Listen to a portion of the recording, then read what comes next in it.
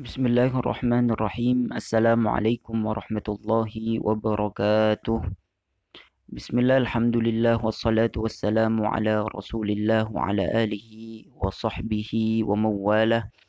Wa la hawla wa la quwwata illa billah. Subhanaka la ilma lana illa ma 'allamtana innaka antas sami'ul alim wa tub 'alaina innaka antat tawwabur rahim. Rabbi syrah li sadri wa yassir li amri wahlul 'uqdatam min lisani yafqahu qawli. Amma ba'du, teman-teman sekalian, alhamdulillah pada pertemuan kali ini kita masih berkesempatan melanjutkan materi ilmu nahwu dalam kitab An-Nahwul Wadih. Dalam pertemuan kali ini kita akan membahas tentang nasbul fi'lil mudhari', fi'il mudhari' yang dibaca nasab atau fi'il mudhari' yang dinasobkan. Di pertama-tama mari kita bahas terlebih dahulu kaidah tentang nasbul fi'lil mudhari'. Al-Qaidah Al-Thalithata Ashar. Kaidah yang ke-13. Yunsabul fi'lul mudhari'u mata sabaqahu ahadun nawasibil arba'ah. Wahiyya an, lan, idan, kai.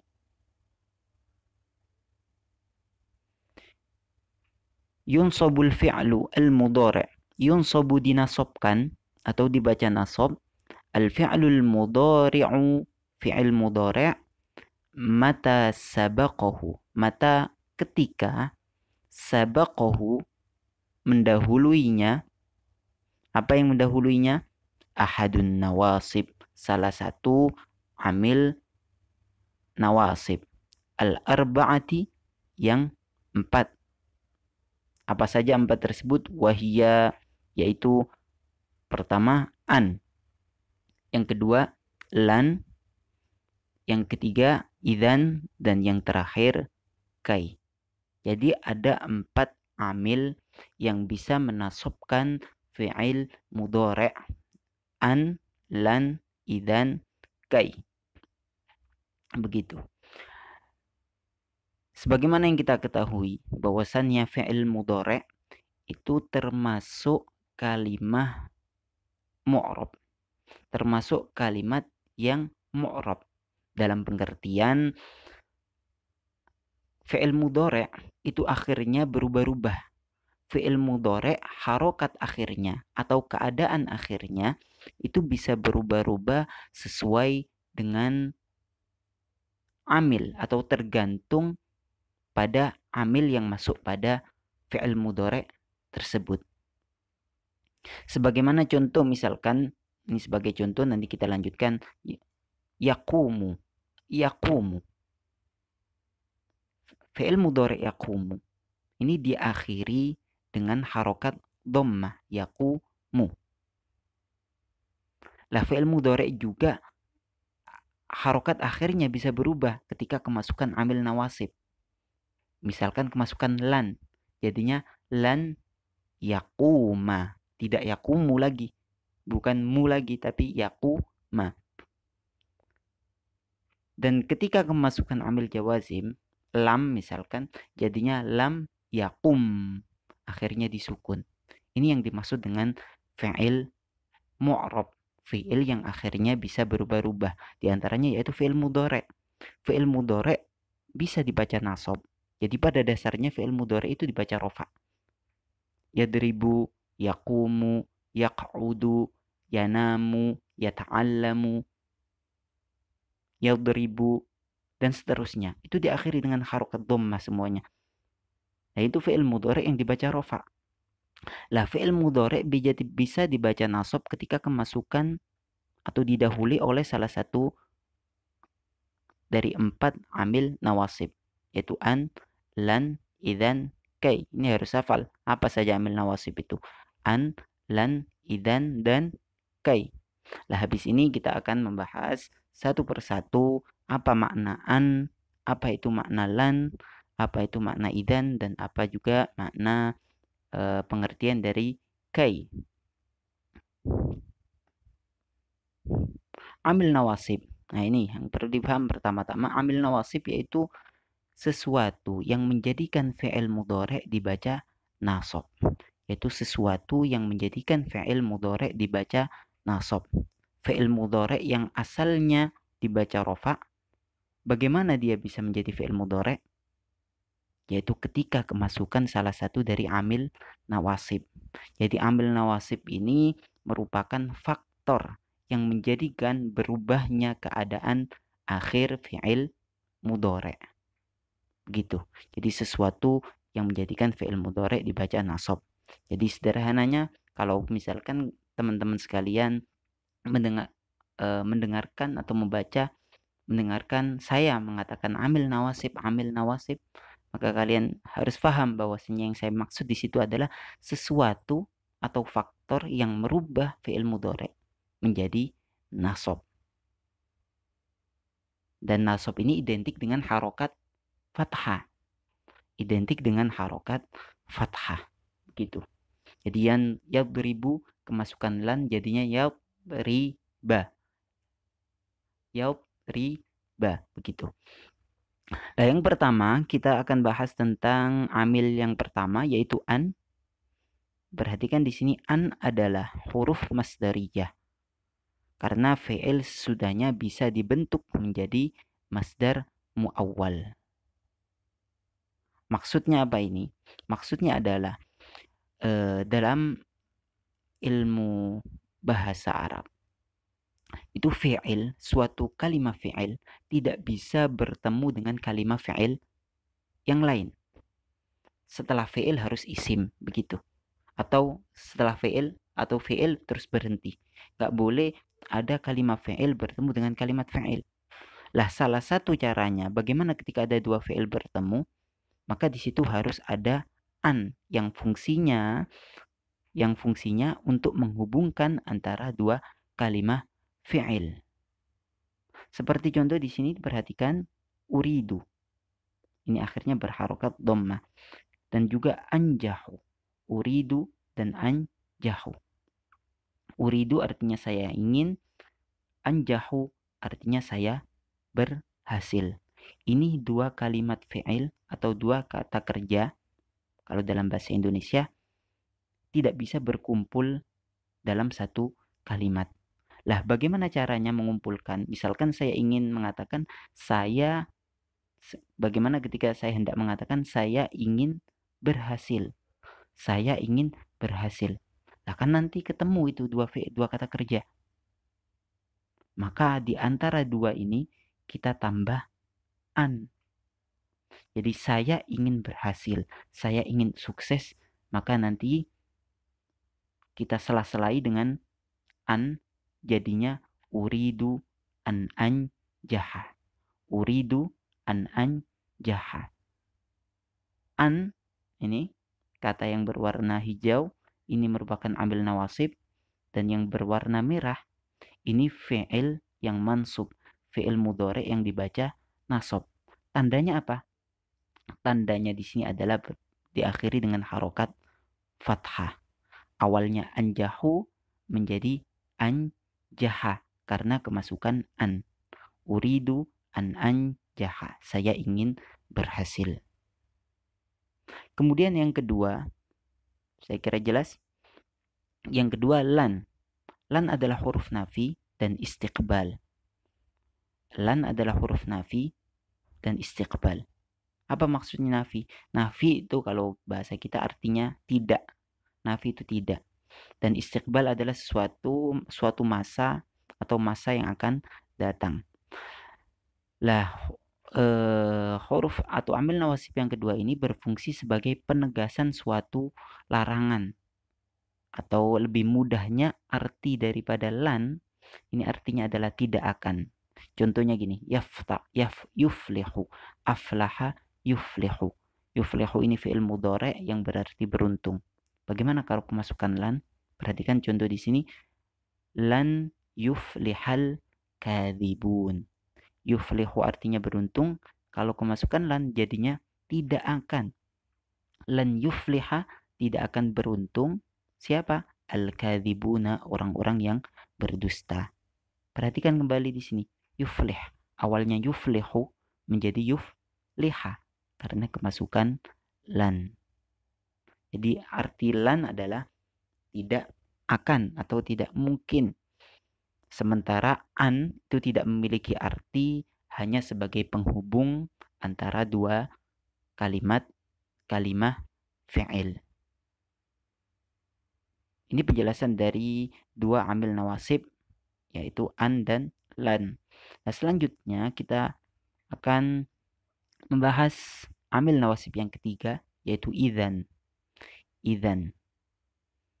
An, lan, idzan. Ingat-ingat, adalah huruf jawab dan menjadi pemisah kalimat yang terletak sebelumnya. Dan huruf ini menunjukkan makna istiqbal. Huruf ini memiliki arti jadi. Arti jadi, begitu. Seperti contoh di sini. Perhatikan. Nah, ini ukrimu. Perhatikan dulu, ini fi'il mudhari' dibaca rofa. Tandanya apa? Tanda akhirnya berharokat dhammah. Ukrimu artinya saya memuliakan. Bagaimana ketika kemasukan amil nawasib? Ini misalkan dalam contoh sa'azuruka idan ukrimuka. Misalkan ada teman kita bilang, sa'azuruka, saya hendak mengunjungimu. Besok saya mau main ke rumah kamu. Gimana jawabnya? Jawabnya idan ukrimaka. Kalau begitu atau jadi, saya akan memuliakanmu. Lah ukrimaka yang awalnya ukrimu berubah harokat akhirnya menjadi ukrima karena kemasukan amil nawasib idzan. Jadi ukrima kalau i'rabnya fi'il mudhari' dibaca nasab karena kemasukan idzan. Tandanya apa? Tandanya adalah harokat fathah. Dan yang terakhir, kai. Terakhir adalah kai, adalah huruf masdar, huruf nasab dan sebagai huruf istiqbal. Sama halnya seperti hukum an yang bisa diubah fi'il sudahnya menjadi masdar. Huruf ini memiliki arti supaya. Jadi kalau misalkan ada fi'il mudhari' kemasukan kai, ini juga akan dibaca nasab. Kai artinya supaya atau agar.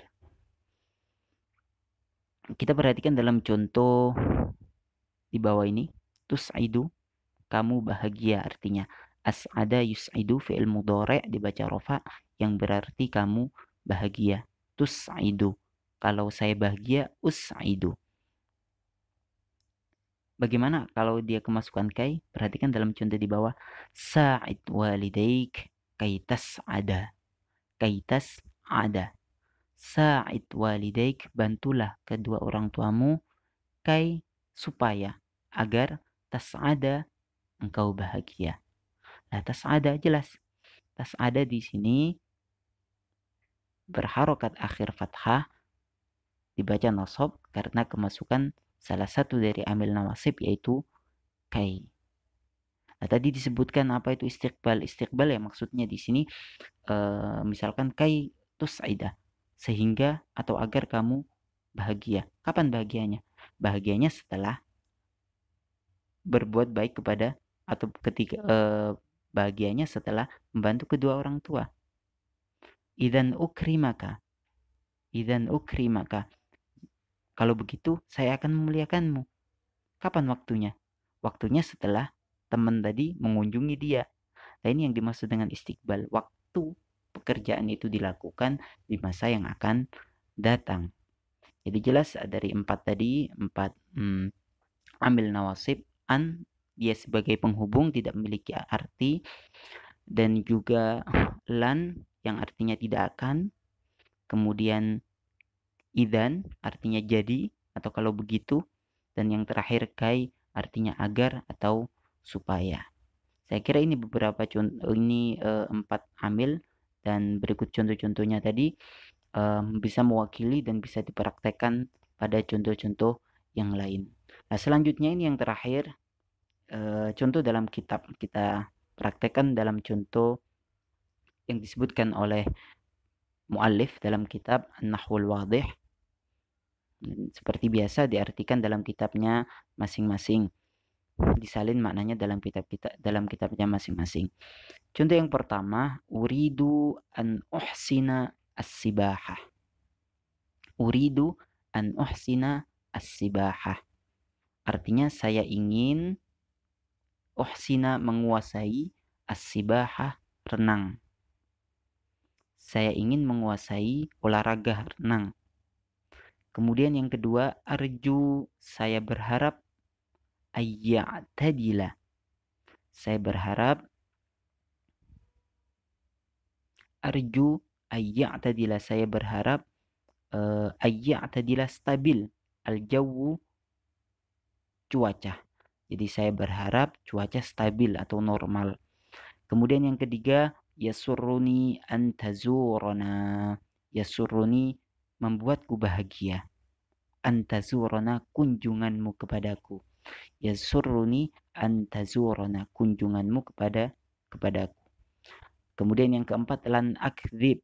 Apa tadi artinya lan? Tidak akan. Lan akdzib, saya tidak akan berbohong. Kemudian lan yafuza. Faza yafuzu artinya beruntung. Kalau kemasukan lan jadinya tidak akan beruntung. Al-kaslanu, orang yang malas. Dan yang keenam terakhir, lan adriba al-qittah. Adribu artinya memukul. Kalau kemasukan lan jadinya saya tidak akan memukul al-qittah, kucing. Kita perhatikan dalam contoh-contoh tadi, mana yang merupakan fi'il mudhari' dibaca nasab. Dalam contoh pertama misalkan, dalam contoh pertama fi'il mudhari' yang dinasabkan adalah uhsina. Maaf, uhsina. Awalnya ahsana yuhsinu, harusnya uhsinu. Tapi karena kemasukan an di sebelumnya menjadi uhsina. Dia diakhiri dengan harokat fathah. Begitu juga contoh yang kedua. Arju an ya'tadila. Harusnya ya'tadilu. Ya'tadilu kemasukan an menjadi ya'tadila. Contoh yang ketiga juga sama. Aslinya tazuru. Pada dasarnya tazuru. Karena kemasukan an menjadi tazuro.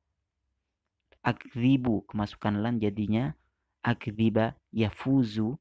Kemasukan lan jadinya yafuza. Adribu kemasukan didahului oleh lan maka menjadi riba. Saya kira jelas dari contoh-contoh tadi.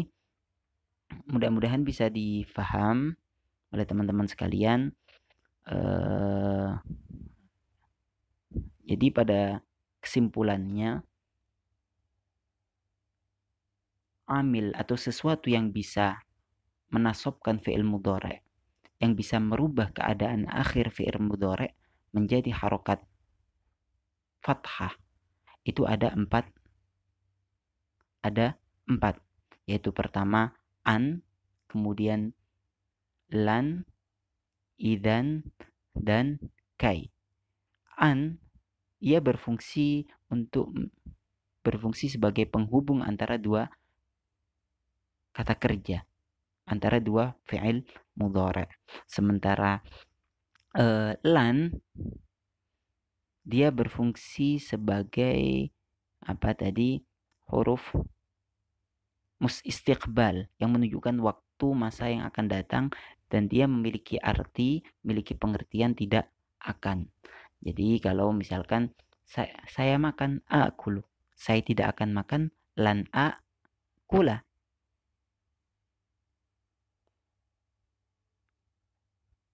Gitu. An lan idan. Nah, kalau idan artinya jadi. Misalkan tadi saya akan mengunjungimu.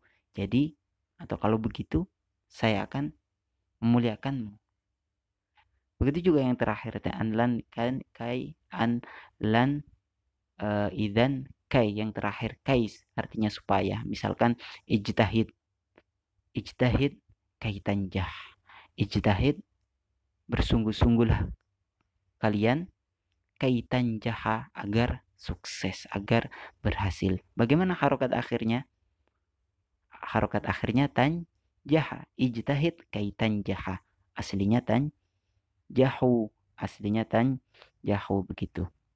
Saya kira itu saja dalam pertemuan kali ini yang bisa saya sampaikan. Mudah-mudahan teman-teman bisa memahaminya dengan baik, dan saya harap semuanya mencatat apa yang dianggap perlu dan dianggap penting, dan murojaah materi-materi yang disampaikan atau yang sudah saya berikan pada pertemuan-pertemuan sebelumnya, dengan harapan kita tidak lupa, dengan harapan agar kita tidak lupa pelajaran-pelajaran tersebut, dan dengan harapan juga kita bisa memahami ilmu-ilmu agama yang lain dengan memulai mempelajari nahwu, karena ilmu nahwu ini merupakan ilmu pondasi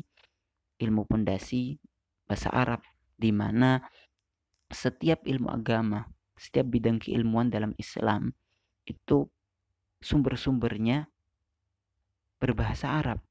Lah bagaimana kita bisa memahami bahasa Arab sementara kaidah-kaidah bahasa Arab kita tidak mengetahuinya? Lah berangkat dari sini kita harus selalu semangat. Terlebih ini itu tadi hubungannya dengan ilmu-ilmu agama ini sangat dianggap memiliki posisi yang penting sebagai dasar kita untuk mempelajari ilmu fikih, ilmu tauhid, ilmu Quran, ilmu tafsir, dan ilmu-ilmu yang lain. Saya kira itu saja. Mudah-mudahan apa yang saya sampaikan bisa memberikan pemahaman kepada, menjadi wasilah teman-teman bisa paham. Sekian. Wassallallahu ala sayyidina Muhammadin walhamdulillahi rabbil alamin. Assalamualaikum warahmatullahi wabarakatuh.